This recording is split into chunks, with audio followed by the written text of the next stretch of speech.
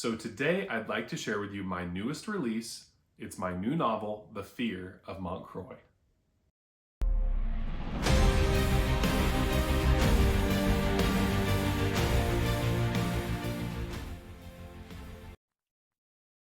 After a mission against the royal vampiric court goes horribly wrong, all of the Waywards are slaughtered. All except one. Davion, the last surviving member, must consume potions to mask himself and hide amongst the very people who killed his brethren. After a decade of living this double life, Davion has resigned himself to his new purgatory, but all will not remain calm for him or the court.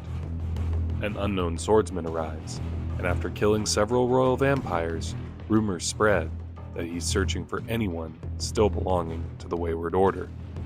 Davion decides he must track down this mysterious swordsman, but will finding him mean freedom or his own demise? The Fear of Moncroix is my latest novel set in the Intercontinents. If you've watched my other trailer about my fictional universe, I have different floating nations that each feature unique magic systems, culture, or technology. This specific intercontinent is known as Moncroix. It's more the horror aspect of my world that I get to explore. The way that Moncroix is set up is that the intercontinent is broken down into two pieces. There's a large city of Culaire, which is the main city that everyone goes in and out of when they travel through. It's sort of a Victorian-y, French, cobblestone type of city that, feels sort of in the middle. It's not too far medieval fantasy, it's not too far future. It's kind of in that sweet spot. And these people live in a walled-off city because when you come to the Intercontinent, you're only able to access it from the Culaire side. The rest of the Intercontinent that it's walled off from has monsters and ghouls and ghosts, witches, warlocks, all these different creatures that live beyond this wall. And the areas beyond the wall are broken down into a few territories. The farthest region is Vespige, which is owned by the vampires. The Royal Vampiric Court owns and occupies it with all their large castles and ornate royal behavior. To their immediate west is the swamps that the witches and warlocks occupy. And then to the far east is an area known as the Woven Mountains. This is the mostly snow-capped region that the wolf tribes occupy, the werewolf tribes. We don't touch on them as much in this book, but they are worth mentioning because there are story elements in it. And then in between all of this, between these four places, is the Midland. It is a more dirty and desolate area that is occupied by human settlements who are trying to survive and make it amongst all of the surrounding monsters. If you're lucky enough, you may have a witch or warlock in your town to keep some of these monsters at bay, but not everyone does. And where this book takes place is that in the Midland, there is a traveling group of mercenaries known as the Waywards. They have decided that they need to make a play against the Royal Vampiric Court because they have learned that the court is potentially working on magic that would allow them to walk beyond Culaire's wall and could be very dangerous and devastating for all of not just Moncroix, but the intercontinents as a whole. The way that the magic works for these people, vampires included, is each one has a snare. A snare is a piece of magic that is connected to their wrist, and basically they've been given some type of magical enhancement from the spirits that dwell beneath Moncroix. There are different spirits that people worship that offer different powers, and while you are able to get this snare, you aren't necessarily able to control where you're going to be. If you're a first-time person who ends up having a snare, it generally happens somewhat by accident, and you don't know exactly which power you're going to end up with. And if you do, for instance, a vampire can turn another vampire, a werewolf could turn someone into a werewolf, but that initial power doesn't always come that way. For the Waywards, though, they are humans, and someone within their order, and this is a mysterious aspect that I'd like to keep that way for now at least, someone in their order has found out a way to give them snares that keep them human. They're not necessarily as strong as a vampire or werewolf. They're not as magically powerful at spellcraft as a witch or warlock, but it does enhance them to be able to leap higher, punch harder, and utilize some different magical enhancements, but it only enhances them a slight bit. And it is sort of a perversion of the snare. But what ends up happening is this group of waywards who have this magical power, they're meant to sort of be these vagabond warriors that walk about the Midland and keep people safe. The Midland doesn't really have any large protection. There are all these little random societies and villages, and they need help. And so the waywards serve them in that way. And they aren't necessarily a huge overarching body. They aren't a specific police force tasked in certain areas. They're sort of a bunch of wayward vagabonds who have come together and decided in principle that they need to do this. And so when they find out that the Royal Vampiric Court has this opportunity, their steward, who is the one who has the most capability and who passes on the information to them at their sort of central headquarter building, he says that they need to join together and make a play against the royal vampires, and that a witch that he has worked with has found a way to reverse engineer the potion that the vampires have used to mask their own vampiric nature and make themselves look human. They have reversed it so that someone who is snared could end up masking themselves as a vampire.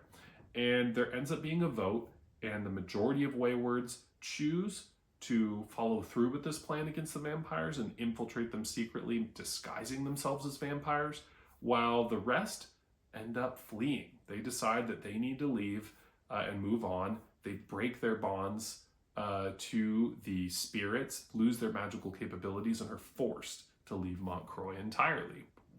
Now, once this play comes together, unfortunately, all the waywards are slaughtered, and the only one left is Davion. He happens to be the one person who survives being caught, and he is stuck. He is living in a purgatory. He realizes that now there is no escape for him, and he has to continue getting pieces of this potion from that witch, who's the only person who knows his true secret, and he has to continue to live this purgatory amongst these vampires a decade after losing everyone he knows and cares about. So Davion, after 10 years of living in this purgatory, he has decided that, well, he's resigned himself to living this way, and there's really just no future for him but being a vampire disguised for the rest of his life. That is until a mysterious swordsman arrived named Karneth. Karneth ends up killing several royal vampires, and rumor spreads throughout the villages that he's looking for someone belonging to the Wayward Order who mysteriously disappeared to all these people 10 years ago. Davion decides that he needs to track down this mysterious swordsman, but will doing so bring him freedom or his own demise? Now, as these two plot points are coming together throughout this horror thriller, on the other side, you have Countess Fiona. She is the main antagonist for the story, and she creates the hunting masks that are used to project false images. So the towns in the Midland and Vestige have a treaty of sorts, and all of these different dukes who run these kingdoms have basically set up a false treaty. The people believe that the vampires no longer hunt them and that they're safe, when in actuality they aren't. The vampires wear masks that project false images that show maybe a werewolf or a ghoul or these different creatures. People believe they're being hunted by these, gangly monsters and gruesome beasts. But in actuality, behind that mask are the vampires. And all of these kingdoms in the Midland that are near them are basically their hunting grounds. They have taken control of the nearest kingdoms, put up puppet leaders, and those puppet leaders basically are sort of given a free pass because they're allowing the vampires to do this hunting. And so when Karneth kills several of these royal vampires, it is a huge shock, as the vampires have not taken any losses or casualties since they've obliterated the Waywards. And so there's this big cat and mouse game between Countess Fiona, Karneth, and Davion regarding what Davion's fate will be. And the cool part about this book is that it's only about 250 pages. You get 5 characters illustrated inside by Christian Angel, who did this beautiful cover. So it's some of the best character artwork you'll see anywhere. I have no qualms saying that because if you can see this cover and the character art, it is true. It is gorgeous. He has done art for Magic the Gathering. He did a alternate cover for Death Note that I believe was used in Europe. He has a special style. And it really set the mood and the tone for this book in a way that I don't know if anyone else could have. It was a real honor to get to have him do this art. And so again, with this plot, you have this big thriller that revolves in this cat and mouse game between these three characters, and then a few characters sprinkled throughout who have different interactions with them. And everything is resolved in this 250 pages with pictures. You don't have to worry about picking up any other additional books. You don't have to worry about reading any of my other books in the series of the Intercontinents. This is a complete standalone adventure, just like every book I write. I now have a fantasy book, a sci-fi book, and this one is a horror thriller, and I'm very excited to share it with you. Now let's dive in a little bit more into Moncroix and some of my inspirations for writing this story. So when beginning this book, I had the title The Fear of Moncroix in my head for years. I had always planned on making the 3 books that I did. The Fear of Moncroix completes the cycle. I planned on having my Malcozet fantasy adventure, my Lorev sci-fi treasure hunt, and my Moncroix horror thriller. Those 3 places are where those type of adventures take place in my interconnected universe.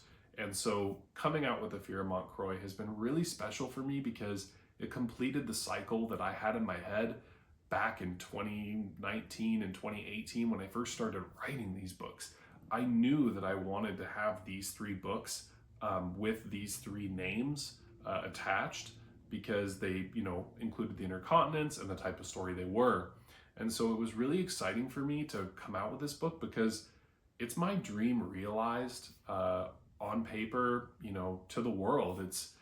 Was really special. I mean, it's always been special coming out with my books, but this one had a different feel to it because I accomplished something that I didn't think I could. I came out with a book every year. It's been 3 years and I've got 3 books. I have more projects on the way. And the fact that I was able to come out with this and complete this cycle and really bring the Intercontinents together, it was something I didn't know if I could pull off. And this story specifically was probably my most difficult to pull off properly. The reason why it was so tough is that this story is a sleeper agent thriller. I am a huge fan of Ed Brubaker's Sleeper comic book, which was illustrated by Sean Phillips. I loved the type of story it is. I love The Departed. I love movies where you have these cat and mouse games with these people in these sleeper agent settings. It's a really, really cool storyline, and I wanted to put my own spin on it. And I really feel that this story pulled it off. I was really nervous that I couldn't accomplish setting the table for this story in the way I wanted to, that I would dive too much into the action, not enough in the intrigue, not enough in the mystery, not enough in the cliffhanger aspect. But after completing this novel and hearing the feedback, I really feel I pulled it off, and it was such an undertaking. I mean, this isn't just a simple A to B adventure. This is got a lot of twists and turns, a lot of different world building and horror and magical elements. It was a really special tale to write, and after finishing it, I'm really proud of it. I try not to say that too much because I want to make sure to remember that I'm just like a small indie author that nobody really knows, who sold, a few hundred books or whatever. But to me, this book was really special. It meant so much to finally get it off the ground and to have the beautiful artwork that Christian Angel did. The fact that he was willing to take a chance on me and to do the cover for me and the artwork, it meant the world because he's a renowned, accomplished artist. And attaching his artwork to my book, if the book sucked, his artwork was attached to a really bad book. And so I had a lot of pressure on myself to make sure that this book lived up to the expectations of me and the incredible art that was featured on it. And I can honestly say, after getting feedback from several different people, that I believe I did it. I believe I accomplished it. And it really means a lot to me. It's something that I've just been so proud of, and it's been exciting to launch. Now, Moving on from the actual launch itself, I wanted to dive into some of the different inspirations magically. I had talked about that the storyline was inspired as a mix between Sleeper, the comic by Ed Brubaker, and Vampire Hunter D, I would say Bloodlust. That is probably the most accurate sort of descriptor that I can use as far as the style. I love that movie. I love the adventure it has. And so I kind of wanted to combine those visual and storyline elements together to create what I have now that I presented to you. Now, as far as the magic system goes, I had an idea for the snares and the way they enhance you. I loved the different wrist magic that like Doctor Strange has and the way it looks. I also love the transmutation circles from Full Metal Alchemist. So I kind of wanted to incorporate those. And I like the idea of the snare because it allowed me a few different specific plot pieces. With the snare, it makes sense that I can mask your vampiric nature or take your snare and make it vampiric. It's almost like you have a recipe attached to you and you can alter it with different things. It's something that I can explore more later, but at least at the moment for this story, I really set the table for what could possibly happen with the snare and how things could change. There's really a lot of different openings and avenues I could take, and I don't want to make any specific decisions yet because I like giving myself opportunity to really think of the best way to present something. One, to avoid plot holes, but two, because I want to make sure when I present magic to people, it's something that really sucks you in and feels exciting and engaging. So the snare was a really cool piece to the magic. Basically, you have bound your soul to the spirits beneath the inner continents, and there's a different spirit who could give you different powers. And so that's how people end up having a vampiric nature, a wolven nature. The Waywards sort of have a perversion of it and have no magical capabilities, more so enhanced physical capabilities, which is the warlocks are able to wield different types of spellcraft. The snare overall is almost like an access to this magic, and it was really fun to create. It let me do a lot of different and unique things, but that's the overall magic system in the Fear of Moncroix. So in closing out this preview for my newest novel, there's a few people that I want to thank and a tour I want to touch upon. Quickly, if you want to be able to pick up a signed copy, you can find me at Barnes & Noble in Tukwila, Washington on March 18th, and you can find me at Barnes & Noble in Seattle on April 8th, where I will actually be doing a full-on panel with 4 other authors where we're going to be talking about fantasy and horror and sci-fi in a panel called Daydreams and Nightmares, which I'm very excited about.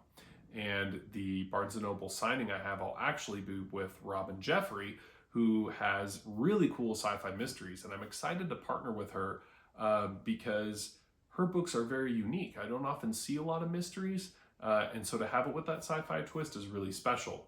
I also want to thank Robin because she had this signing lined up and they asked her if she had any other authors that she wanted to work with, and my name was thrown out there, and she was nice enough to vouch for me and give me a chance. It really means a lot when someone extends their hand and gives me an opportunity. I've been trying to get signings in Barnes & Nobles for years, and so the opportunity to get one in my hometown store is because of her, and for that I'm very grateful. You can also find me at FanX. I just wrapped up my Emerald City Comic Con booth, which was the start of my tour. But if you go to FanX in Salt Lake City, you'll be able to find me there, and you can pick up signed copies of my books or really cool pieces of artwork from all of my different Intercontinents novels. And lastly, I want to thank a few more people. I want to thank Taylor, who works at the Seattle Barnes & Noble, as she took a huge chance on me to have me in her store after showing her my book and sharing the synopsis. And she also put together this amazing author panel. And to me, it's really special. It means a lot that someone would create such a cool event just because I reached out to them and wanted to do a signing at their store. It really means a lot to me when these stores take the opportunity to take a chance on this, kind of nobody author that I am. It really means a lot, and I won't forget it. The next people I want to thank are all of the different book reviewers who have taken a chance and taken a review copy of my book. Some of the reviews have already come out, and it's really awesome that these people are willing to take the time to leave a review to leave an honest review, and to also be willing to read my book. I know sometimes when you give someone a book, it can feel like homework. And so hopefully the homework I've given these people is not totally boring and is interesting. But ultimately, it means a lot to me that out of all the different people I reached out to, the ones who have accepted a review copy, I really appreciate. And I've even seen some YouTube reviews, which was really cool. So thank you to everyone who accepted and left a review already, who are planning on reading my book. It means so much to me. Reviews are huge for indie authors. They really mean everything for our exposure and our credibility, which all of us are really seeking. So thank you again for taking a chance on me, and hopefully you enjoy The Fear of Moncroix. And to all of you watching, if you end up picking up this novel, please tell me what you think. I really want to hear your feedback. It's been exciting to get all these different viewpoints on what they've loved or not loved, or what they've been excited about, what they found really engaging or surprising.